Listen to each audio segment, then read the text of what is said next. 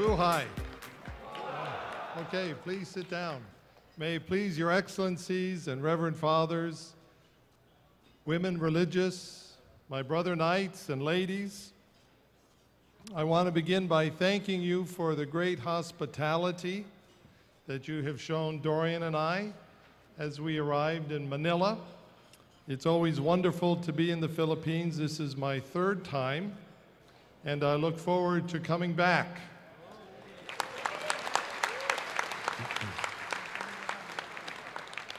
I am especially appreciative of the special first-degree exemplification of our Squires to Knights held today, 56 new Knights of Columbus.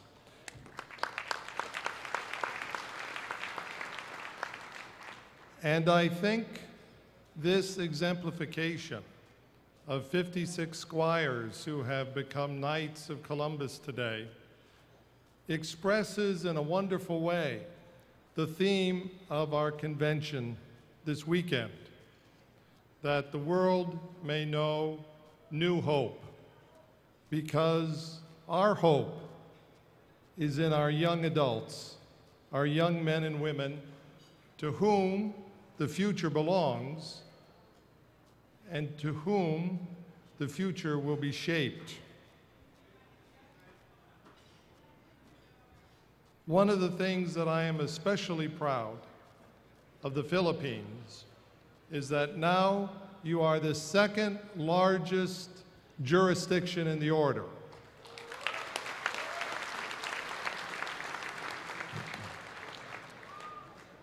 Over 288,000 brother knights. And I am confident that when you meet again next year in your territorial conventions, that number will be over 300,000 brother knights in the Philippines.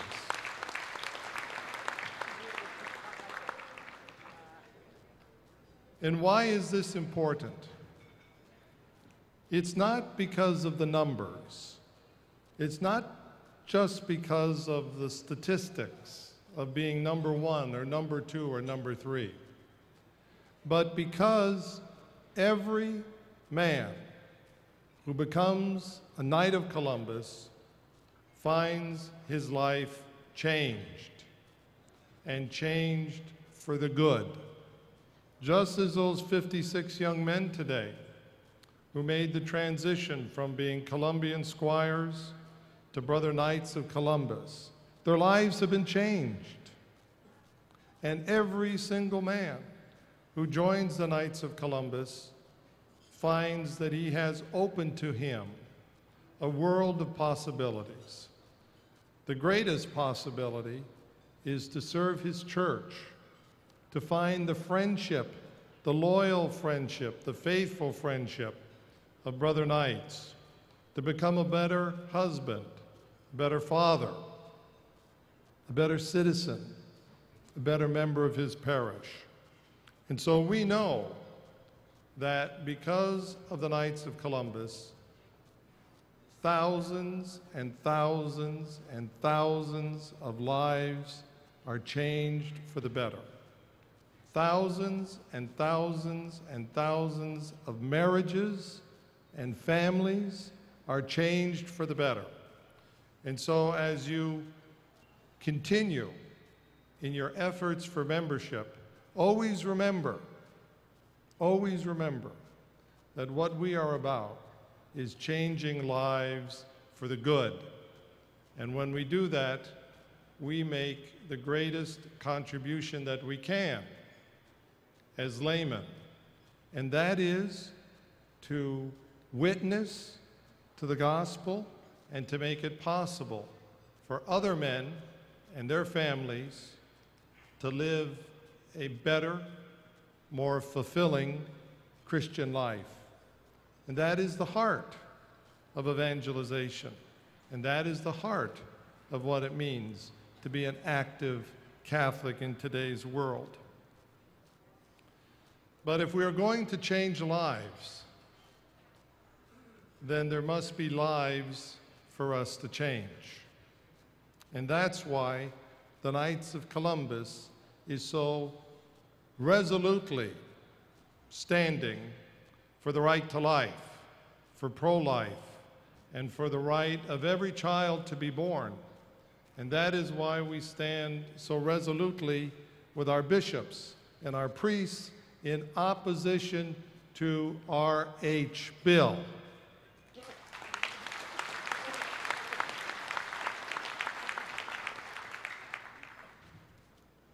This year, beginning today, going forward, the defeat of our H bill is the #1 priority of the Knights of Columbus in the Philippines.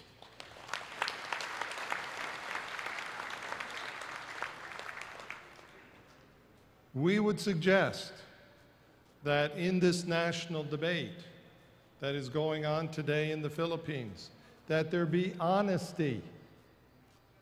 There be honesty.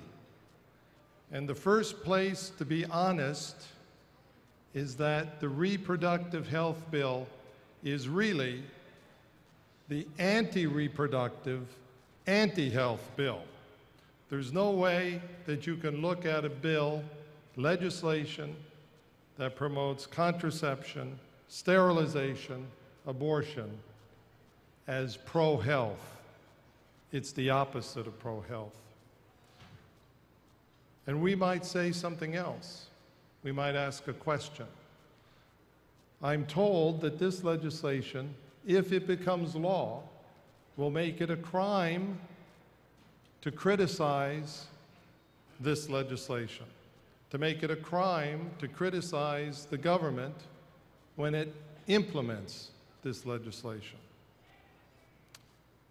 What kind of a society makes it a crime to criticize the government?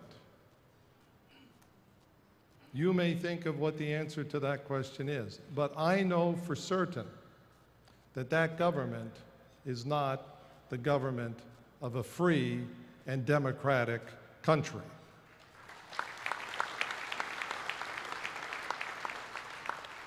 So we must stand resolute. We must stand strong for pro-life and for liberty and for democracy, because that's what this national debate is about. And the Knights of Columbus will be in the leadership, united with our bishops and our priests in this effort. I want to thank all of you also for the wonderful, wonderful record and accomplishment for charity that the Knights of Columbus has in the Philippines. Whether it's disaster relief, whether it's helping feed the hungry, whether it's helping to build homes for the homeless, whether it's child nutrition programs, or so many of the programs through Squires. Knights of Columbus in the Philippines have a great, great record. And I tell you that in New Haven, as I see the information, I see the records, I see the photographs of the wonderful work that's being done in the Philippines by my brother Knights, I am proud every single month, especially when I look at Colombia and see how the Knights in the Philippines are depicted and recorded in the pages of Colombia. And we must continue to do more, because what is most important about the charity of the Knights of Columbus is not necessarily the amount of dollars. Dollars are important, we all know that. And we heard earlier today the wonderful work of Casey Fappy in promoting charity in the Philippines.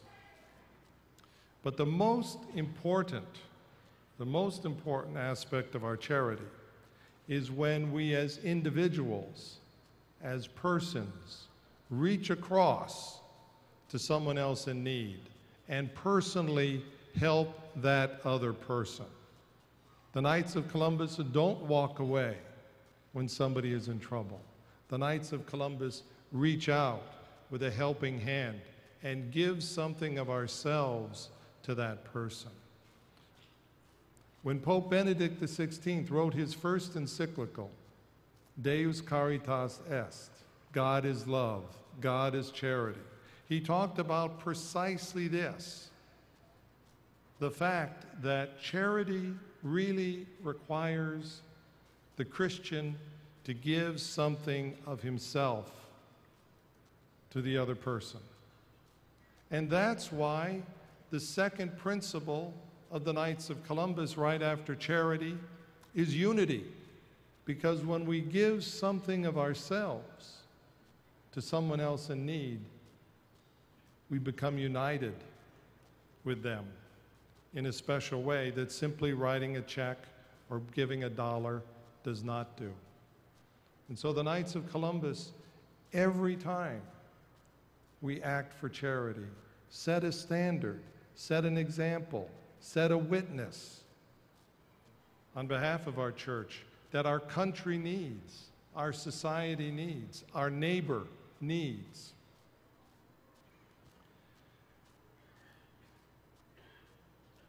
Knights of Columbus must be the most important leadership organization of Catholic men who stand up in defense of marriage and family. If we look at so many of the troubles that our young adults have, our children have, our neighborhoods have, isn't it because of problems in marriage and problems in our families? There's only one person that can fix so many of those problems, and that's the Catholic husband and the Catholic father. If he doesn't stand up, assume his responsibility, fulfill his duties, give the example of leadership in his family, who else can do that? There's no one that can take the place of the father in taking this type of responsibility and leadership in the family. And therefore, we must be the examples. We must, as Catholic men and Knights of Columbus, give the witness so that the world can know that what the Church teaches about the sanctity of marriage, the importance of the family, is true. Is true. If you look at these debates on, say, the RH bill, people know what the teaching of the Church is. People know what the rules that the Catholic Church asks us to live by. What people want to know is, can we really live like this?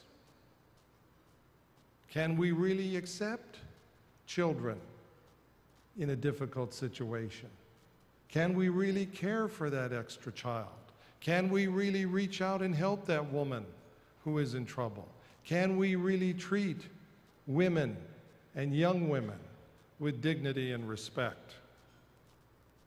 That's what the world wants to know. And if the Knights of Columbus doesn't stand up and prove to the world by the way we live that what our church teaches is true, who do we expect will do that? Who do we expect can do that, if not us? And one of the things that our Catholic men have the responsibility to do, and Father McGivney understood, was to provide for the financial care and security of our families, to be examples as businessmen, as employers, as employees, that what the Catholic Church teaches about fairness, how to treat each other, how to treat our customers, how to treat our investors, is true. That you can be ethical, that you can be honest, that you can be your brother's keeper in business and be successful. And Casey Fappy is a wonderful example of that. The Knights of Columbus Insurance Program is a wonderful example of that.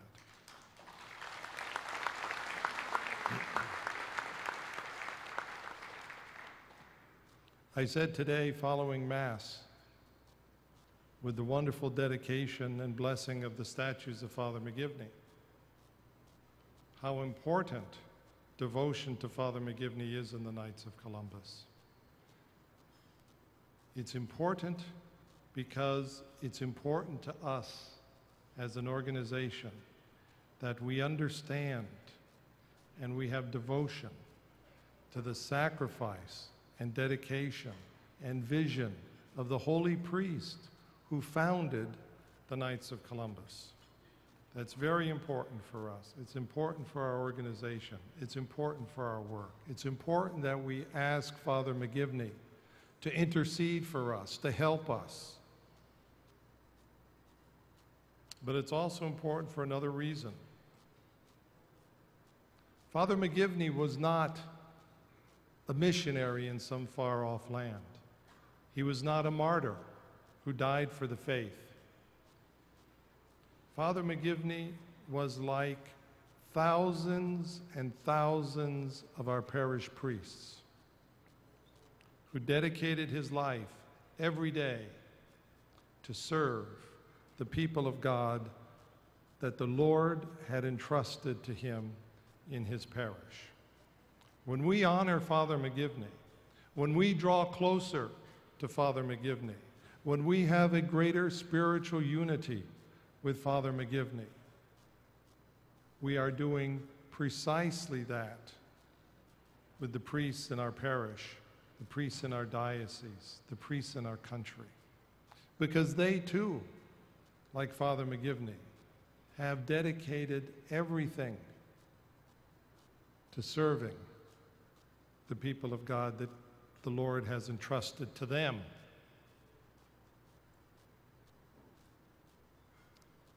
And this is perhaps one of the most important aspects of being a Catholic in today's world, especially being Catholic laymen and Catholic laywomen, that we express, that we witness, that we remain steadfast in unity with our priests and with our bishops.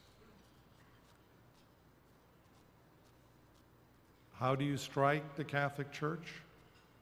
How do you diminish the Catholic Church? How do you marginalize the Catholic Church? You begin by disunity, by separating the people of God from their priests, by separating the people of God with those men who provide the sacraments which make our Lord present to us. So if we want the church to grow, if we want the church to be strong, if we want the church to continue to evangelize culture, if we want to continue our society to be a society which reflects the Catholic principles of love of neighbor and caring for each other, then we must be determined never, never to let division come between our Catholic families and our priests and our bishops. And it is a source of pride that in every country in which the Knights of Columbus exists, the Knights of Columbus is known as the strong right arm of the church by our priests and bishops. And that should be a matter for every one of us to take the greatest pride. And so I want you to know that the Supreme Council, my fellow Supreme Officers, Supreme Directors, are full of pride, justifiable pride, in the record of accomplishment of our brother Knights in the Philippines.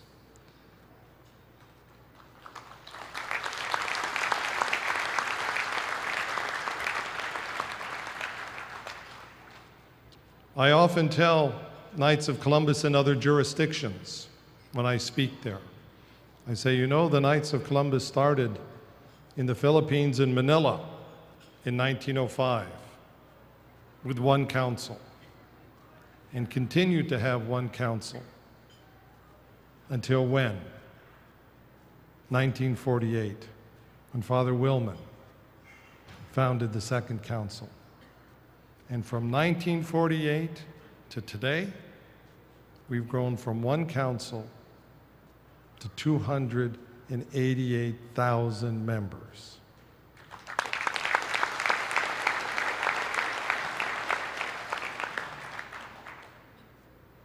That's a miracle of Father Willman and Father McGivney.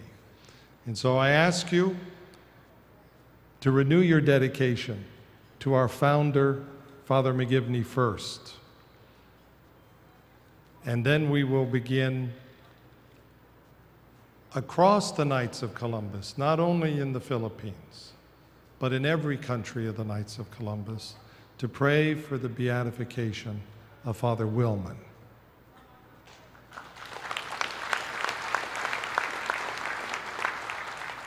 And so once again, thank you, thank you, thank you. Vivat Jesus.